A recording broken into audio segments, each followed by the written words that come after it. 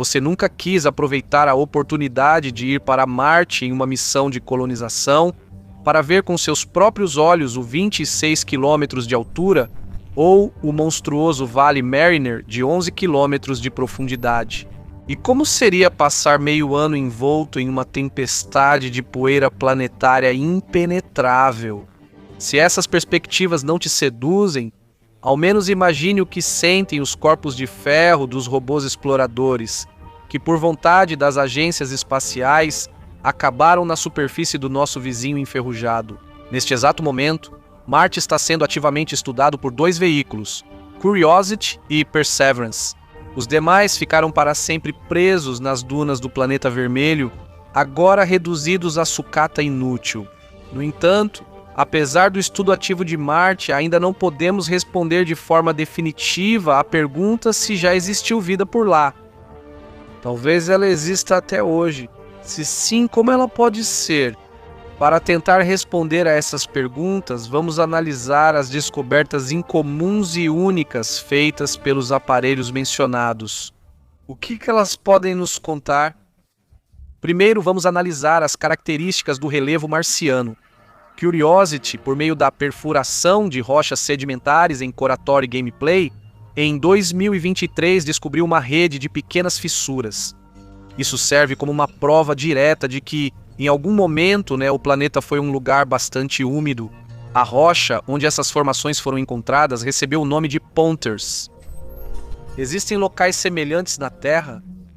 Claro, elas podem ser encontradas em qualquer lugar, afinal, basicamente é lama argilosa comum que secou com o tempo. Especialmente, com frequência, um relevo parecido com retalhos, como uma colcha de retalhos, ou seja, composto por fragmentos rachados, pode ser visto em áreas desérticas de países áridos do sul.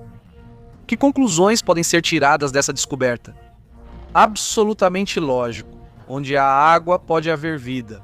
Além disso, imagens feitas pela câmera HIRIS da sonda Mars Reconnaissance Orbiter em 2024 indicam a presença de fissuras e padrões mais globais em muitos locais de Marte.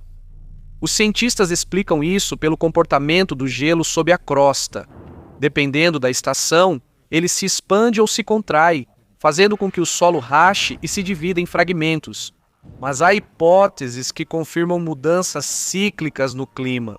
Em Marte, isso é apenas a ponta de um enorme iceberg. Depois das famosas blueberries marcianas, foram encontradas muitas pedras e formações únicas. O que você diria sobre o esqueleto de peixe encontrado pelo Curiosity na cratera Gale? Isso não seria mais uma confirmação do passado úmido de Marte e da possível existência, pelo menos, de vida primitiva? Vamos deixar claro desde já, não se surpreenda com o surgimento controlado de informações na mídia. É preciso levar em conta que as fotos e amostras enviadas pelos robôs em Marte passam por uma decodificação gradual, mas assim que os cientistas processam os dados, o público fica sabendo imediatamente. Voltando ao esqueleto de peixe, o que podemos dizer sobre esse artefato? Explorando a superfície da cratera Gale, o robô em Marte enviou uma foto impressionante. Nela aparece uma pedra extremamente estranha, com espinhos afiados, muito parecidos com ossos de peixe.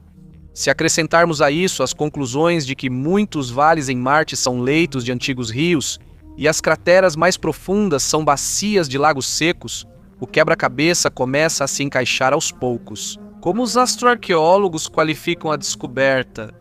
Os especialistas afirmam unanimemente que nenhum outro artefato tão estranho foi encontrado por qualquer rover em toda a história da exploração de Marte. É impossível conter a imaginação ao olhar para essa pedra.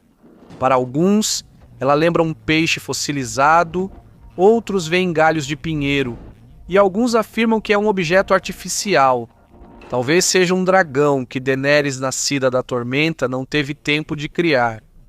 Vamos passar da fantasia para os fatos e continuar divulgando as descobertas recentes dos ágeis robôs exploradores de Marte.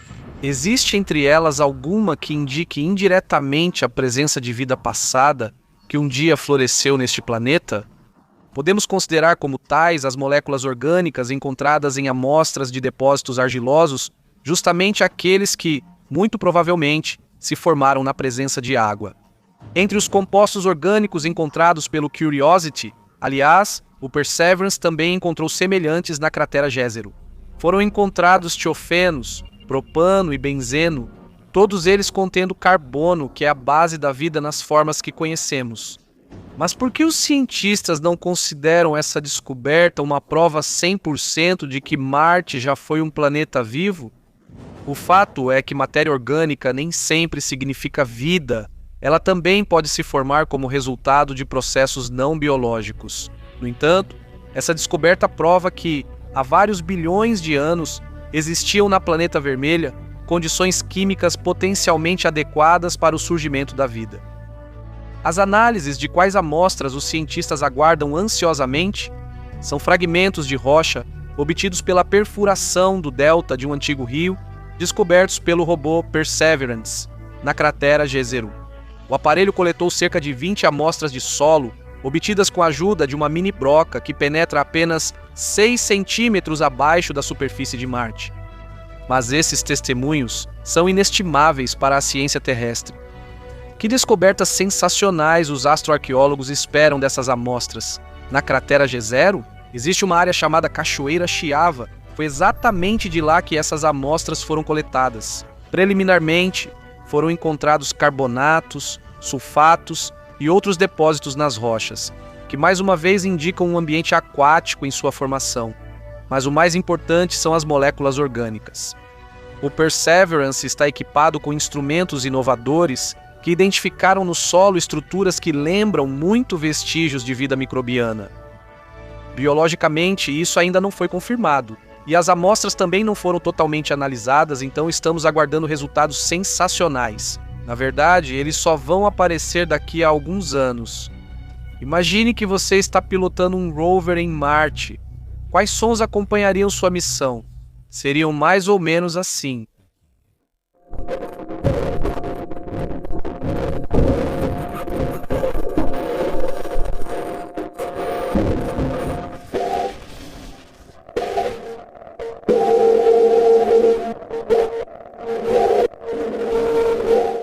Na minha opinião, os movimentos mecânicos do robô soam igualmente assustadores, tanto entre os uivos do vento quanto no silêncio mortal.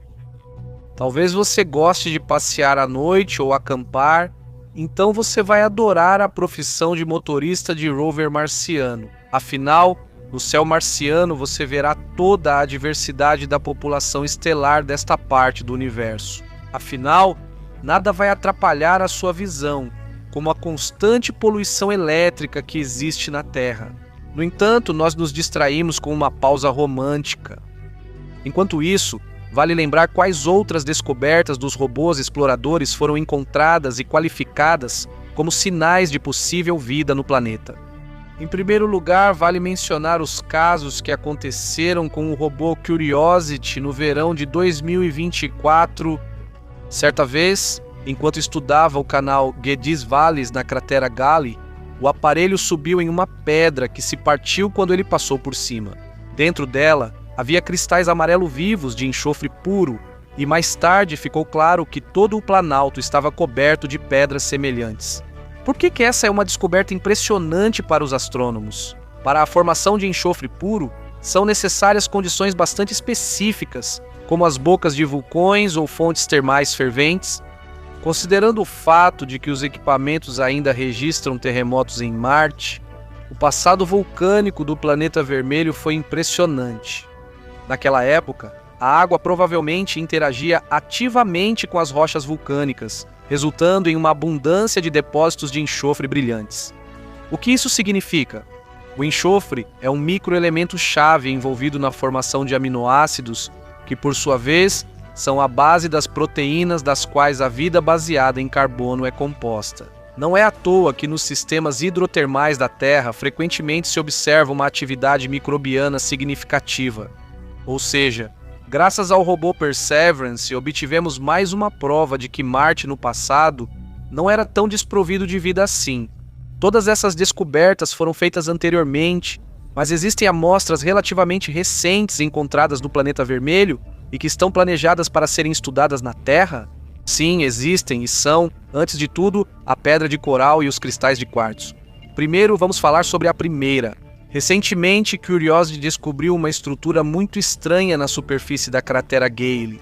Se imaginarmos sair desse local desértico para a Terra, podemos pensar que estamos vendo um habitante de coral do fundo do oceano.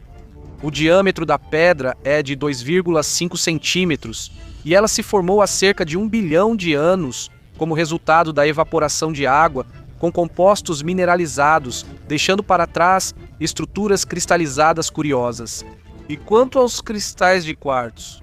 Eles também foram recentemente encontrados pelo rover Perseverance na cratera G0, na região do delta do antigo corpo d'água marciano. O aparelho extraiu amostras por perfuração, nas quais foram encontrados cristais de quartzo. O que é quartzo? É uma mistura de silício e oxigênio na Terra, frequentemente encontrada em sistemas hidrotermais ou em rochas sedimentares. Ou seja, cristais de quartzo indicam processos relacionados à água. Você não acha que já foram encontradas evidências demais do passado aquático de Marte para serem ignoradas? Além disso, os cristais de quartzo na cratera G0 confirmam mais uma vez que realmente existiu aqui um enorme lago, do qual agora resta apenas uma bacia rochosa. Mas isso não é tudo. O quartzo no planeta vermelho não é apenas uma descoberta. Ele é uma cápsula do tempo, guardião de possíveis vestígios de matéria orgânica que existiu na superfície de Marte há bilhões de anos. A prova disso são as descobertas feitas nos desertos do oeste da Austrália e no Atacama. Cientistas encontraram repetidamente quartzo nesses locais, contendo vestígios de micróbios com cerca de 3,5 bilhões de anos. Podemos esperar o mesmo dos artefatos marcianos, quando os núcleos chegarem à Terra e forem estudados em laboratórios. Se forem encontradas microfósseis em cristais de quartzo, isso será a primeira prova incontestável de vida passada em Marte. E quanto às outras descobertas, elas também têm grande importância, pois atualmente são evidências indiretas da presença de muitos corpos d'água na antiga superfície marciana. Acha que vamos deixar você sem uma sobremesa de informações? De jeito nenhum. Como foi dito anteriormente, a decodificação dos dados recebidos dos robôs exploradores de Marte ocorre de forma gradual e extremamente lenta. Mas depois de serem processadas, as fotos se tornam de acesso público e às vezes acabam sendo vistas tanto por pessoas comuns quanto por ufólogos e por aqueles que buscam vida em outros planetas. E foi em uma dessas fotos que algo inacreditável foi descoberto, algo parecido com uma entrada para uma sala subterrânea. Julguem por si mesmos, aqui está a foto.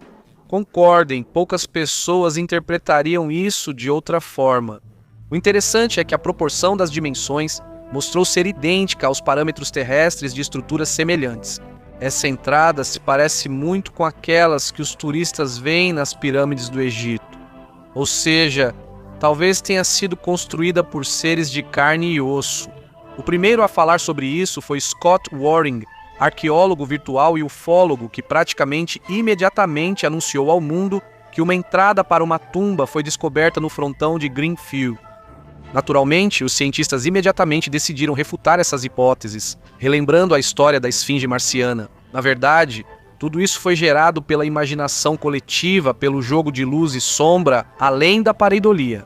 Uma das ilusões visuais que se manifesta na percepção equivocada de certas imagens que na verdade não existem.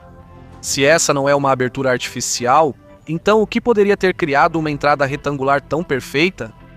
Os astrônomos explicam isso por processos naturais, fissuras tectônicas ou efeitos de erosão, como fluxos de antigos rios secos ou ventos marcianos.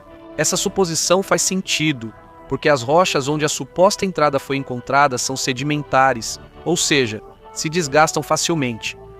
Também pode ser o que chamam de tubo de lava ou caverna vulcânica, uma estrutura subterrânea natural. Existem outros motivos para refutar a hipótese de que o objeto na imagem é de origem artificial? Sim, e também a ausência de quaisquer vestígios arqueológicos. Afinal, até agora não há provas da existência de uma civilização em Marte, nem no passado, nem atualmente. No entanto, nenhum dos lados apresentou provas suficientemente convincentes ou incontestáveis de que está certo. Então, por enquanto, qualquer ponto de vista pode ser questionado. Sabe, não é difícil adivinhar qual é a semelhança entre a Fossa das Marianas e o universo primordial. Ambos os objetos são praticamente inexplorados, e as evidências desse fato surgem cada vez mais no horizonte científico. As descobertas começaram após a entrada em operação do telescópio de pesquisa James Webb. Ele não apenas detectou sozinho várias anomalias do ponto de vista das teorias cosmológicas convencionais, mas também investigou adicionalmente aquelas que foram encontradas por outros observatórios. Foi assim que os objetos Chalky-S entraram em seu foco, cujo nome vamos abreviar para S-objetos para facilitar. A sigla significa Subaru-Heiser-Z Exploration of Low Luminosity Quasars, o que indica que os objetos desse grupo foram descobertos pelo telescópio Subaru. Essas estruturas impressionantes possuem um desvio para o vermelho muito alto. Todos que estão familiarizados com o efeito Doppler sabem que, com esses parâmetros, o objeto está muito longe da Terra, a dezenas de bilhões de quilômetros, ou seja, na aurora do nascimento do universo. Por que essas estruturas são chamadas de quasares? Estritamente falando, são objetos semelhantes a quasares com luminosidade muito baixa. Consequentemente, detectá-los, ainda mais a distâncias tão monstruosas, é incrivelmente difícil. Mas o telescópio Subaru conseguiu isso quando monitorava uma área significativa do espaço profundo. Naquela ocasião, sua lente estava focada especificamente em objetos com alto desvio para o vermelho, ou seja, significativamente distantes de nós. Depois de um tempo, James Webb se interessou por essas estruturas misteriosas e realizou observações mais detalhadas para esclarecer suas características. Só pense nisso. A luz desses objetos viajou bilhões de anos até chegar até nós. Então, talvez, agora estejamos observando apenas as sombras de mortos cósmicos. Fico curioso que sons eles faziam. Talvez algo assim.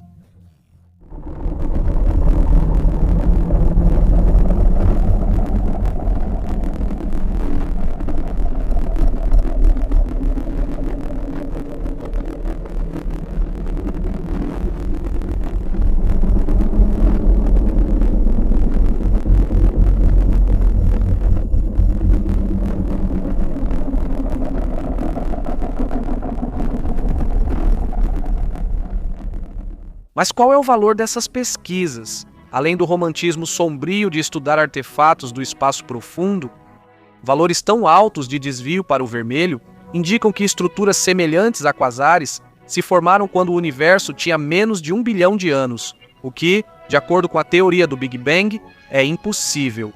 Aqui há duas opções: ou estamos interpretando mal o que vemos, ou a teoria cosmológica fundamental é uma ficção.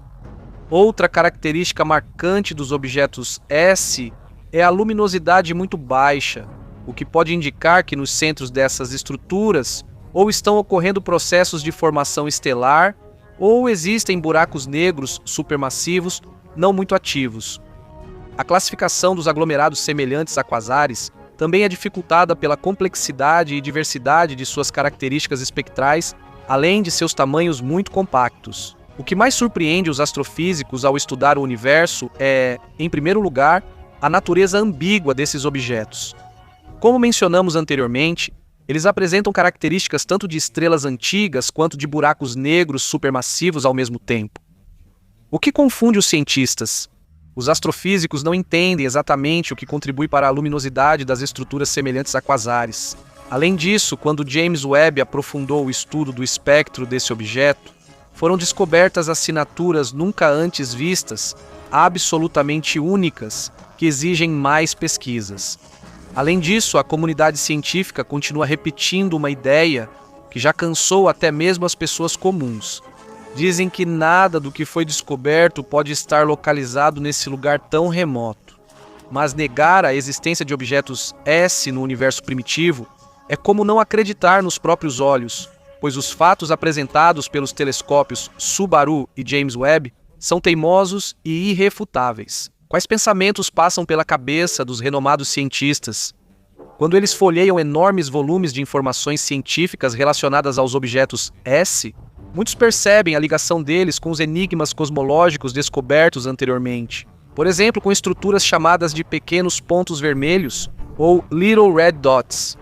Eles também são objetos compactos com desvio para o vermelho que surgiram nos primeiros 1,5 bilhão de anos de vida do universo. Nesse contexto, os cientistas veem uma sugestão da existência de buracos negros primordiais. O que são esses objetos? Segundo as teorias, ao contrário dos buracos negros estelares, que são o estágio final da evolução de estrelas supermassivas, eles se formaram nos primeiros momentos da existência do nosso macro-universo. No entanto, a natureza do seu surgimento está envolta em mistério. Como exatamente surgiram as flutuações de densidade no plasma quente, o que serviu como gatilho para esse processo? Ainda não há uma resposta razoável para essas e muitas outras perguntas.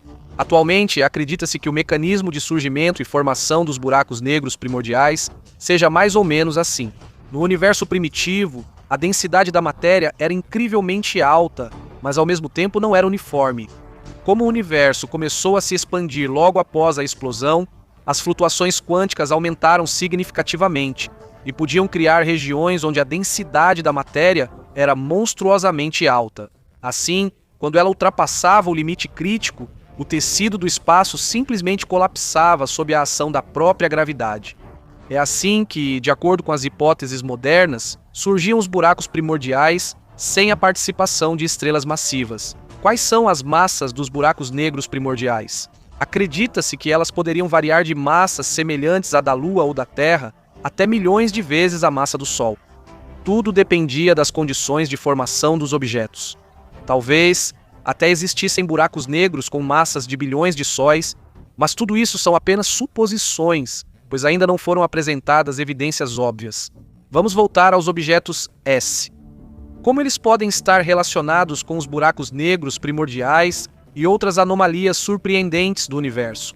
Uma certa semelhança em tamanho e grau de desvio para o vermelho entre pequenos pontos vermelhos e os objetos S leva os cientistas a pensar sobre uma origem comum para eles, o que, por sua vez, os liga indiretamente às mencionadas fendas espaciais primordiais. De qualquer forma, o estudo mais aprofundado dessas estruturas, que possuem massas incríveis e tamanhos relativamente compactos, permitirá vislumbrar a era do amanhecer cósmico e compreender os processos misteriosos que estão na base do surgimento do universo. Por exemplo, o que significa para nós a descoberta de elementos pesados em objetos S ou semelhantes a eles? Isso pode indicar que os blocos de construção para a formação de planetas e possivelmente de formas de vida surgiram muito antes do que pensávamos. Sem dúvida, isso levará a uma revisão dos modelos cosmológicos, mas esse processo já não pode ser interrompido. No mínimo, com base no estudo dos objetos S, será necessário ajustar as teorias de formação das galáxias, desde que essas estruturas realmente contenham regiões de formação estelar ou buracos negros supermassivos. Existe alguma relação entre esses objetos e a busca por bioassinaturas? Não é direta, mas existe. É bem possível que o espectro revele moléculas orgânicas que posteriormente serão transportadas para diferentes locais do universo. Aqui está uma das teorias sobre a origem da vida, a panspermia. E se descobrirmos que as Chalky S estão diretamente ligadas aos buracos negros primordiais? Isso seria uma descoberta revolucionária, permitindo explicar parcialmente o fenômeno da matéria escura e seu papel no crescimento anormalmente rápido das galáxias no universo primordial. Obviamente, agora o grupo dos destruidores da cosmologia ganhou novos membros. Junto com os pequenos pontos vermelhos na retaguarda, também aparecem os objetos S. A pergunta final é: como exatamente podem ser as Chalky-S? Vamos deixar de lado as especulações teóricas e os parâmetros físicos entediantes e tentar imaginar como esses tipos de objetos seriam na realidade. Por exemplo, podem ser quasares envoltos por nuvens de poeira tão densas que absorvem completamente a radiação óptica e ultravioleta. Assim, eles só podem ser vistos na faixa do infravermelho. É por isso, na verdade, que esses objetos foram detectados pelo telescópio James Webb. Dentro dessa massa de poeira impenetrável, Está escondido um núcleo galáctico ativo com um buraco negro massivo no centro. De qualquer forma, 9 de 13 estudos mostraram que os objetos S parecem exatamente assim. A segunda opção são galáxias compactas, nas quais a taxa de formação de estrelas é impressionante. No entanto, essas formações se esgotam rápido demais, tornando-se passivas, então tivemos muita sorte de observá-las em sua fase ativa. A terceira opção é um estágio intermediário da evolução. O que isso significa na prática? Os objetos S podem ser um elo evolutivo entre os pequenos pontos vermelhos e os quasares clássicos. E mais uma vez, a astronomia terrestre tem sorte. Não é comum observar formas intermediárias de objetos. E a última hipótese é baseada na descoberta de assinaturas químicas únicas, sobre as quais falamos no início do vídeo. Isso coloca o Chalky S entre os artefatos cósmicos mais raros, com propriedades químicas extraordinárias. Talvez essa seja a opção de resposta mais misteriosa e até assustadora, pois o desconhecido sempre causa preocupação. No entanto, em nossa análise, baseada em dados bastante superficiais, não levamos em conta muitos aspectos importantes, por isso podemos ter surpresas onde menos esperamos. Por exemplo, o que acontecerá se, durante o estudo, os objetos S apresentarem propriedades físicas inexplicáveis, demonstrarem características espectrais incomuns, exibirem padrões inesperados de emissão ou sinais de rádio anômalos? Como nesse caso vamos interpretar o comportamento dos objetos? Só o tempo poderá responder a essas perguntas, já que a pesquisa continuará em 2026. Esperamos que eles permitam esclarecer o papel evolutivo da Chalky S, além de aprofundar a análise de seu espectro e determinar o impacto no processo de reionização do universo. Você gosta de viajar e fazer excursões? Que lugares você prefere? Um banco no parque da rua ao lado ou voos regulares para a Austrália? Se você prefere o segundo cenário, então este vídeo é para você, pois nós propomos ir muito longe para mergulhar de forma realista no mundo congelado do planeta anão Plutão. E não importa que ele tenha sido expulso da lista de planetas do Sistema Solar algum tempo atrás. Esse fato não afetou em nada o fascínio desse corpo celeste distante e praticamente inexplorado. A viagem para Plutão não é apenas invenção ou fantasia. Ela é baseada em dados científicos obtidos pelo telescópio James Webb, assim como pela missão Novos Horizontes da sonda, que teve a sorte de ver Plutão com suas próprias câmeras. Então, o que o astronauta precisa fazer primeiro para visitar Plutão com segurança? Vamos deixar de lado os detalhes e pequenas questões como a distância incrível, a forte radiação espacial e a falta de capacidades técnicas. Vamos supor que já temos tudo isso. Portanto, a única coisa que o astronauta precisa é de um traje espacial super resistente, sem o qual ele não pode ir. Neste deserto gelado, perdido no vácuo do espaço, realmente não há nada para se fazer. A segunda questão é: onde é melhor pousar? Definitivamente, essa é a região de Tomball, ou o coração de Plutão, como o local mais estudado do planeta anão. O enorme espaço com 2.300 metros de diâmetro realmente se parece com um grande coração.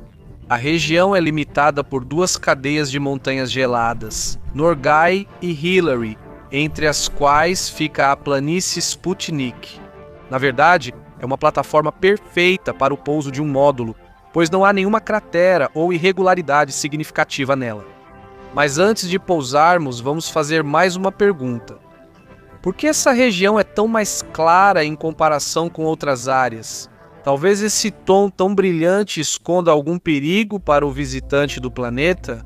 De acordo com os dados mais recentes, a planície Sputnik é um objeto relativamente jovem, formado há cerca de 100 milhões de anos a partir de nitrogênio congelado, além de óxidos de carbono e metano.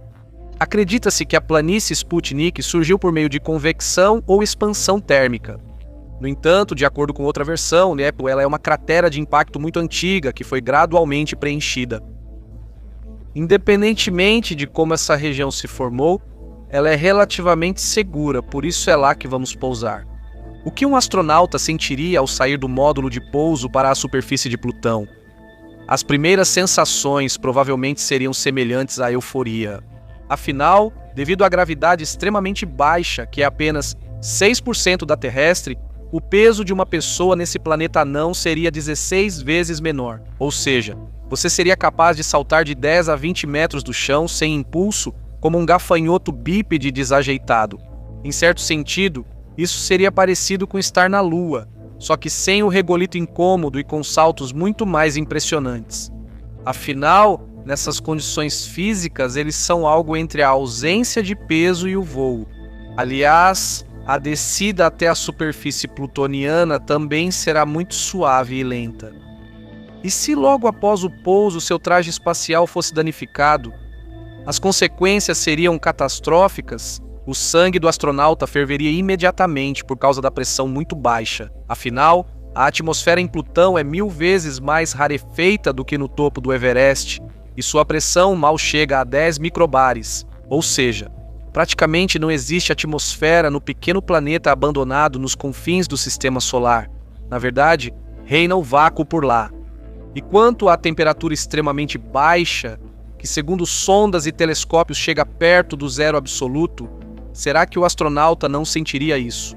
Mesmo em uma roupa espacial supermoderna, ultracomplexa e mega tecnológica, uma pessoa em Plutão ainda sentiria um frio mortal e congelante, pois ela estaria exposta a energéticos menos 230 graus Celsius. Os dedos, o nariz e os membros congelariam visivelmente, e nenhum aquecimento impediria isso. Aos poucos, o organismo vai se acostumar com as novas sensações, e o astronauta começará a olhar ao redor para ver exatamente o que o visitante inesperado encontrará ao seu redor. A maior parte da superfície de Plutão, na região de Tombaugh, é coberta por uma mistura de gelo de monóxido de carbono, nitrogênio e metano. Às vezes, ela é de um branco ofuscante e, em alguns lugares, avermelhada ou marrom, especialmente onde, graças aos raios cósmicos, se formam substâncias chamadas talinas. Nesse momento, pela primeira vez, o cosmonauta pensa sobre o oceano subterrâneo de Plutão. Afinal, ao olhar para baixo, ele verá uma superfície lisa com padrões semelhantes aos que enfeitam os lagos terrestres no inverno. Aliás, de acordo com pesquisas, esses padrões aparecem devido à convecção do gelo, quando massas quentes sobem e a superfície se renova. Interessante.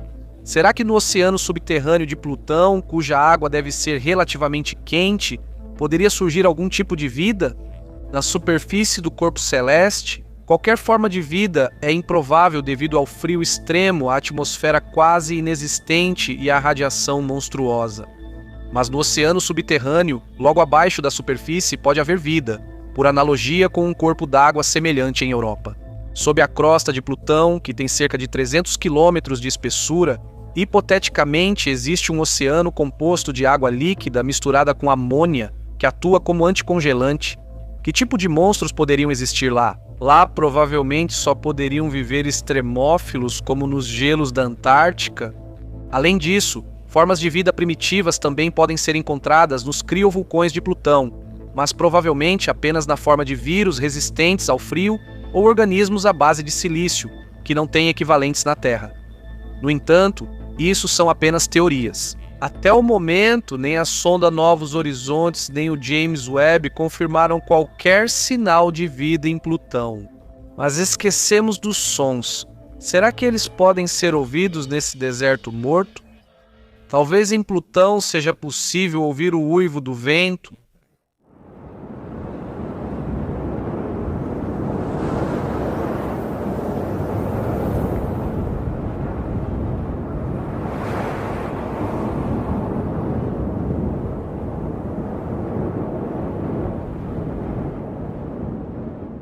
O ranger do gelo.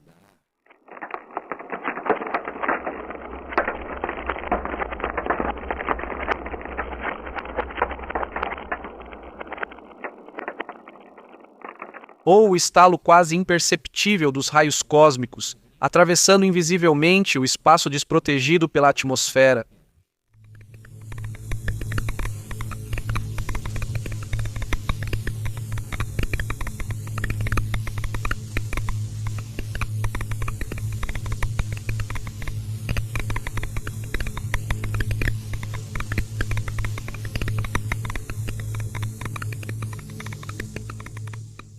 É improvável, muito provavelmente, o astronauta ouvirá apenas sua própria respiração e passos, já que a atmosfera é tão rarefeita que praticamente não transmite nenhum som. No entanto, se você descer em um dos profundos cânions com centenas de quilômetros de extensão, que se formaram devido à antiga atividade tectônica, poderá sentir uma leve brisa composta de gás nitrogênio. Lembre-se, no início do vídeo, mencionamos as montanhas Hillary. É justamente essa cadeia que margeia a planície Sputnik, onde nosso módulo pousou. Ao sul, a altura dessas montanhas chega a cerca de 2 quilômetros. Embora os dados variem de qualquer forma, escalar picos em Plutão é um verdadeiro prazer. Você consegue adivinhar por quê? Claro, por causa da baixa gravidade. Quanto menor o peso, mais fácil é subir, então a escalada seria mais parecida com uma caminhada por uma colina suave. Mas se, tomado pela emoção, o astronauta quiser tirar a luva, isso será como a morte, pois a mão vai congelar instantaneamente e todo o líquido vai evaporar em um piscar de olhos. Mas todas as perigos são mais do que compensados pela vista que se abre do topo. Do cume Hillary, é possível ver perfeitamente as planícies brancas de Sputnik, as fontes congeladas dos criovulcões, que periodicamente expelem uma morte infernal, e também a região de Cthulhu, que estendeu ao redor seus tentáculos preto-ferrugem, fazendo com que realmente se pareça com um monstro de Lovecraft. Sobre a região de Cthulhu, vale a pena falar especialmente, pois é o local mais notável e misterioso de Plutão, e foi descoberta e relativamente bem estudada pela New Horizons em 2015. James Webb continua o trabalho de observação visual, estudando essa região localizada no equador do planeta. A região é bastante extensa, com cerca de 3.000 quilômetros de comprimento e cerca de 600 de largura. A região é muito escura em comparação com a superfície ao redor. Tem um tom avermelhado, que contrasta fortemente com o gelo branco brilhante da planície Sputnik. Os cientistas acreditam que essa região de Plutão é muito mais antiga, pois está repleta de inúmeras crateras. Suponha que você queira dar um passeio pelos montes enferrujados da região de Cthulhu. Será que vale a pena fazer essa expedição? É melhor evitar. Mas se a sede de aventura for irresistível, é preciso levar em conta que aqui, a qualquer momento, você pode cair em uma das fendas incrivelmente profundas, como cicatrizes que marcam esse local selvagem. O gelo em Plutão, nas áreas de fronteira, é bastante poroso, então é muito fácil despencar no abismo, mesmo quando parece que o astronauta encontrou uma base firme. Aliás, o gelo plutoniano e suas propriedades merecem um vídeo à parte, já que ele é radicalmente diferente do gelo terrestre.